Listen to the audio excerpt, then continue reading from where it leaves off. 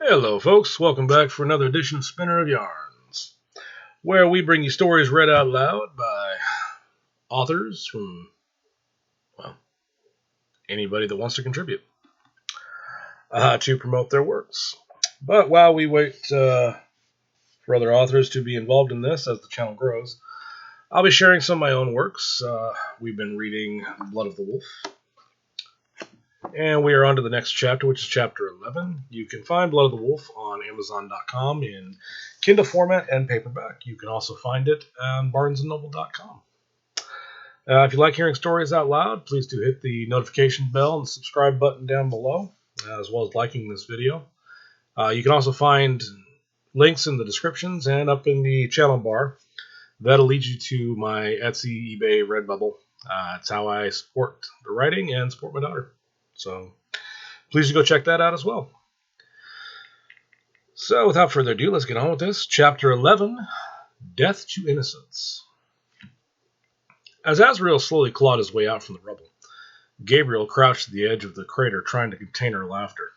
She grabbed his hand as it crested the dirt and pulled him out the rest of the way. The angel of death buried alive. Now I've seen everything. She couldn't contain her laughter anymore as she stumbled backward in hysterics. Azrael snarled. Enjoy yourself while you can, sister, for I will laugh the day you battle this one. Gabriel continued to laugh. What? Giving up so soon? Azrael continued to grumble as he walked away from the crater and then sank into the shadows. When he re-emerged, he was downtown. He walked down the streets finding amusement and ending the lives of bums before their time was up. It was satisfying and empowering knowing that when he said die, they died. This drew the attention of one of his reapers that had been looking for him. She approached with concern on her face because she did not like seeing her master so out of sorts. Did the meeting with the werewolves not go well? He turned and snarled at her, which made her jump back, half expecting him to end her life. I have news that I'm sure you'll want to check out personally. Azrael grumbled with annoyance. What news could you possibly have that would make my night any better? Master, I was just at the bedside of one of my charges when I overheard her young son speaking of a man that saved him when he was dying, and then healed thousands at a hospital downtown. It sounds as if he was describing the one you were trying to destroy. He may have information that can lead you to him. Azrael began to smile. No, I have a better use for the boy. If this wolf took a special interest in him, then I may have just found a weakness I can exploit. Azrael sunk into the shadows, and when he reappeared, he was outside Emmanuel Hospital, where the little boy and his parents were staying. He easily charmed his way through the hospital and to the room where the young boy was grieving. Azrael sat down beside him and placed a hand on his shoulder. So you're the lucky little boy that was healed by the young man that healed all those people downtown. Bobby looked up at Azrael with bloodshot, tear-filled eyes and nodded his head. He must have thought you were pretty special. You know why he healed you? Bobby shook his head and buried his face in Azrael's side, sobbing and getting teary snot all over his suit. Azrael grimaced with disgust. Why didn't he heal your parents? Bobby looked up at Azrael, unable to respond. If I had all that power, I would have healed your parents instead of leaving you alone in this cruel world. Bobby buried his face in Azrael's jacket once again. I hate him! I hate him! I hate him! Why didn't he fix my mommy and daddy? I don't want to be alone. Azrael smiled. I would never leave you alone. He picked Bobby up and placed him on his lap. If you truly hate him, I can help you make him pay for what he's done. I may not be able to bring your parents back, but bad people like him shouldn't be allowed to just let mommies and daddies die. Bobby wiped the tears from his eyes and looked at Azrael very seriously. You would help me? Azrael nodded. Yes, I can give you the power to make him pay for what he's done. Is that what you want? Bobby nodded. Are you sure? You have to say it, or I can't help you. Bobby thought about it for a second and looked Azrael right in the eyes. Yes, I'm sure. I want to be strong enough to beat him up and make him pay for letting my mommy and daddy die. Azrael smiled and held Bobby close to him. Then that is what you shall have. But for now, you must sleep. As he said that, Bobby fell asleep in his arms, and Azrael sank into the shadows with him. In the shadows, Azrael transformed the boy into a hideous monstrosity. He made the boy vampiric in nature, yet something far worse. His fingers were extended into long black claws, and his palms had leech-like mouths with jagged teeth. Leathery wings grew from his back, and spikes that dripped with necrotoxin protruded from his spine and joints. The physical mutations were only the beginning, though. If the torture of the pain that came with the mutation wasn't enough, he warped his mind into insanity by making him relive his parents' deaths over and over again. Until all that remained of this once innocent little boy was pure hatred and lust for vengeance. After 3 months of this mind-bending sadism, he finally emerged from the shadows of the boy. Only this was no longer a mere boy. This was now Azrael's favorite creation, his weapon, Deathchild. He looked at Deathchild with pride and pointed towards the city as they stood up in the West Hills. Those that have wronged you sleep peacefully down there. Go seek your vengeance and bring their souls to me. Deathchild took to the air and flew towards the city, filled with rage and a lust to destroy those that had wronged him. He flew for miles before finally descending on the park, where he and his parents were shot in the crossfire. He perched on a branch so he could get a clear view of the park. As he looked around with baleful eyes, he couldn't help but flash back to that day. His mom and dad had brought him there for a picnic and to play some catch. He remembered how beautiful his mother was and how big and strong his dad was.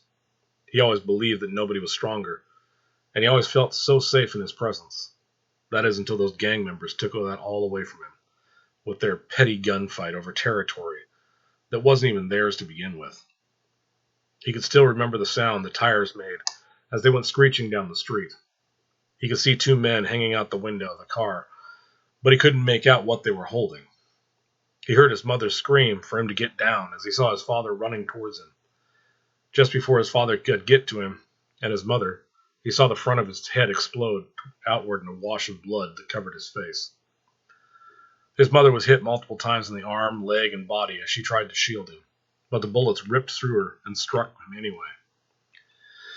He could still feel the burning sensation of the rounds penetrating his little body, almost like it was yesterday. With green tears running down his face, he let out a roar that sent all the wildlife in the park into frenzy as they made their way for the exit. On the other side of the park, Jose was smoking a blunt with a few of his homies and talking about everything that had gone down with Michael. The Triads and the Shadow Wolves trying to run all the gangs out of town. Yeah, they tried, Jesse, but they can't stop us, Holmes. Just then Deathchild's roar caught his ears, and he immediately jumped up and drew his guns, as did the other Cholos. Yo, what the fuck was that, Holmes? Through the trees, Deathchild could see the heat from Jose's body and that of the remains of his gang. He took flight and descended on them like a predator in a bloodlust. The Cholos opened fire and hit their mark miraculously as Deathchild fell from the sky and hit the ground. As Jose and his gang approached, Deathchild was checking himself over for damage, seeing that his wounds were healing and that he no longer had blood, but sickly green necro ooze. He didn't know whether to be overjoyed or appalled at what he had become. His surprise quickly turned into maniacal, insane laughter as they got closer. Deathchild walked towards Jose and his gang, continuing to laugh. They opened fire on him, but this time he attacked with eye-blurring speed. He jumped on the closest one, sinking the claws from his hands and feet into his body as he lunged forward and ripped out his throat with his teeth. He let go of that one and leapt down to the one behind him, sinking both elbow spikes into his neck, which sent necrotoxin rushing through his veins. As he let go of that one, he grabbed the head of the one next to him and sent a knee spike through his skull, killing him instantly. Then he ripped off that one and dropped in front of Jose, slashing at his legs with his claws and ripping both of his kneecaps. Jose fell to the ground, screaming as Deathchild circled him, like a cat toying with its prey. Out of everyone, your face I remember the most. I remember your laughter when you realized you shot my mother and father by mistake. For that, I will kill you and everyone involved in what happened that day. Jose threw up his hands, pleading for his life. I'm sorry!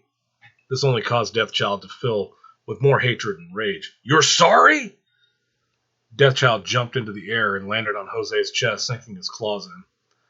As Jose screamed out in pain, the necrotoxin from Deathchild's claws began filling his body. As Jose's body began twitching and necrotizing, Deathchild started laughing maniacally at his pain. Jose was screaming in agony as his flesh rotted and began pulling tight around his bone structure. He started growing leathery wings like a bat and fangs that dripped with the same necrotoxin as Deathchild. Seeing this, Deathchild jumped back and was appalled to realize that Jose was changing and not dying like he had hoped. "What is this? What's going on?" Azrael rose from the shadows, applauding Deathchild's performance. "Bravo, my pet. I couldn't have asked for a better outcome." Deathchild backpedaled when he saw Azrael. "What do you mean?" Azrael smiled. "What's wrong? You're getting exactly what you wanted. Revenge. I'm getting what I wanted. An army of mindless drones to eradicate that wolf and all his followers." Deathchild shook his head. "But I wanted them to suffer. Die! Not come back stronger than before. You've given them a gift, not a punishment." Azrael smiled and evil grinned. "But you're wrong. They will all be eternally punished each and every day until they die in battle, if they're lucky. Those who live on will forever feel the agonizing pain of the necrotoxin you filled them with. It will drive them more insane each and every day. Their only mission in life will be to do what I say." Deathchild began to cry. "No! You can't do this to me! I want my revenge! I want them dead!" Azrael smirked. "I can, and I will.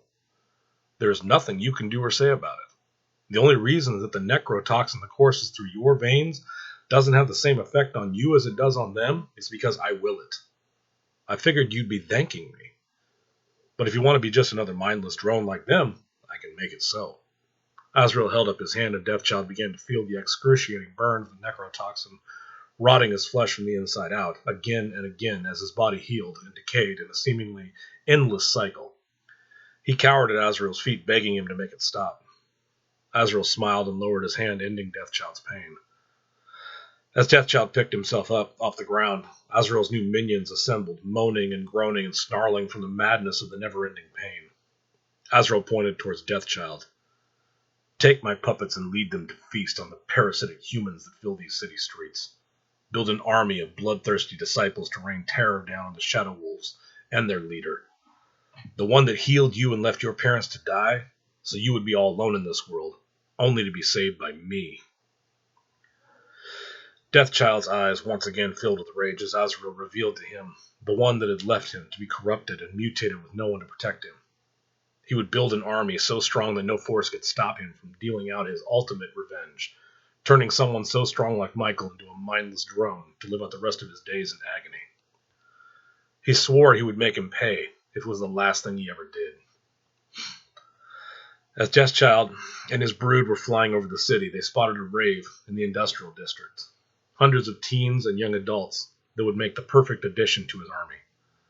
They were already mindless drones anyway, with all their drug use and blind, pathetic allegiance to a mass media-fueled hypocrisy of a generation.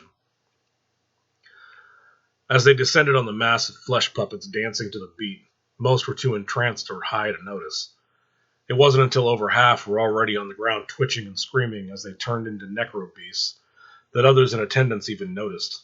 By then it was too late, and the horde of newly turned fell upon them like a swarm of locusts. Deathchild smiled at his new army, and then took to the sky to find more to turn. Shade was out on patrol with a group of Shadow Wolves when they overheard the screams coming from the rave. They got on the scene just in time to see the horde of necro beasts take to the air. He sent a few Shadow Wolves in to investigate, but all they found was an empty warehouse, reeking of death and decay. Shade looked towards the sky and sniffed the air with a look of disgust. "We have to call this in." Michael was sitting down having a meal with Lisa and Angela. It felt nice just to do something normal with his family.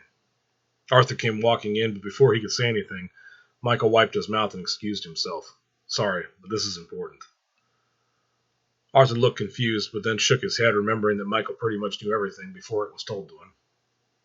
Arthur told Michael that Shade's unit had spotted a large group of werebats flying away from a rave downtown, and the whole place smelled of death. They were in pursuit but they were having trouble tracking them because no one in the group had Michael's flight ability. He nodded. Let's go find out what's going on. Tell Shade to keep tracking them, and we'll meet up with them shortly. Arthur nodded in agreement as Michael turned to go get ready. However, when Bloodfang and the rest of his personal guard met up with Shade and his unit, they were already in battle. Shade came over the intercom as he was swinging his hammer and smashing the head of one of the beasts. They descended on another group of civilians, so we moved in to stop them. They're putting up a pretty good fight, but nothing we can't handle. Don't let them get that green goo into you, though. It burns like hell and it takes a while to recover. Shade pointed over to a small group of shadow wolves that looked like they were in a lot of pain and having trouble healing. Bloodfang began giving orders to organize his ranks and get this over with quickly so he could figure out exactly what these things were. Deathchild was perched on a building, watching the melee, and waiting for the moment when the Shadow Wolves' leader would arrive. When he saw Bloodfang, he smiled and took to the air. He swooped in, hoping to catch Bloodfang off guard, but he sensed the attack and spun around, catching Deathchild by the throat. Deathchild's momentum took Bloodfang off his feet and knocked him to the ground. He capitalized on the momentary advantage, and began raking the armor with the claws on his feet until they broke through and sunk into the flesh. Bloodfang roared from the searing pain, but in that instant he flashed to that little boy in the hospital, the one he had healed when he first gained his abilities. He saw the chain of events that it was caused by healing him, but leaving his mother to die, even if it was unintentional. He also saw Azrael's interaction with the boy, the lies he filled his head with, and the torture he had put him through. He snapped out of it just in time to see his guards rushing in, and a killing blow coming in towards Deathchild's head from the Warclaw's gauntlet. No! Bloodfang sent out a defensive wave of telekinetic energy that knocked Warclaw and his guard back as he erected a force field around Deathchild himself. Warclaw stood shocked. What are you doing? Bloodfang looked over at Soulfang, who instantly saw everything in his mind's eye. He dropped to one knee, sick to his stomach. How could anyone do something so evil? As Soulfang returned to his feet, he leaned in and let Warclaw in on the secret. Warclaw dropped his gauntlet to his side, unable to believe he almost killed a 10-year-old boy. No matter how much Azrael had changed him, Deathchild continued to struggle, trying to free himself from Bloodfang's grasp. Bloodfang stood up, snarling from the pain of Deathchild's claws that were still buried in his chest. Enough! Now go to sleep. As he said this, Deathchild struggled against the command, but his intense rage was still no match for Bloodfang's psychic power. Deathchild fell unconscious as Bloodfang pried his claw free from his chest and wiped off the green necrotoxin while he watched the wounds close, snarling the whole time. He dropped the shield and handed him off to Soulfang. We need to get him back to base so I can figure out how to reverse whatever Azrael's done to him. Soulfang nodded and turned to leave, but as he did, something falling from the sky caught his attention. He tried to take cover, but when it impacted the ground, it hit with such a force it knocked everyone on their backs, except for Bloodfang, who slid back a few feet, digging a trench into the concrete. As the shockwave impacted against the force field he raised in defense. As the smoke cleared, Bloodfang could make out the form of an angel emerging from the crater carrying a sword and a shield.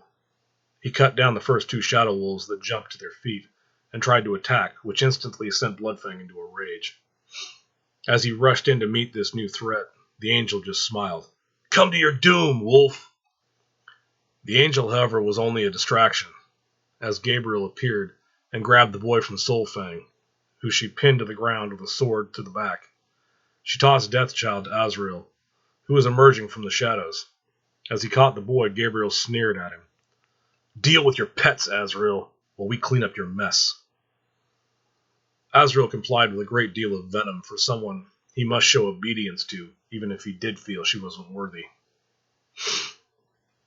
However, he still whistled, which caught the attention of all the necro beasts, that then turned and took to the air, fleeing the fight.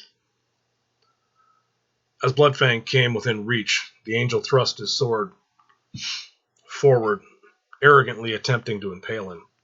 Bloodfang, however, sidestepped the attack, grabbed his sword hand, which he then crushed in his grip. He punched the angel in the chest, which he tried to block by throwing his shield in the way. The shield folded around Bloodfang's fist, and the force still sent the angel flying backward. But Bloodfang was still holding on to his hand. He yanked the angel back, dislocating his shoulder. and then grabbing him by the hair with his other hand, he brought his face down into his knee with an awful crunch. Gabriel shook her head. Oh, Ep11, you idiot! She teleported right by Ep11's side and placed a hand on his shoulder.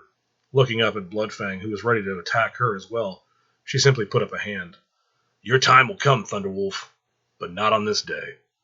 She teleported Ep11 and herself away to safety, as Bloodfang roared in defiance.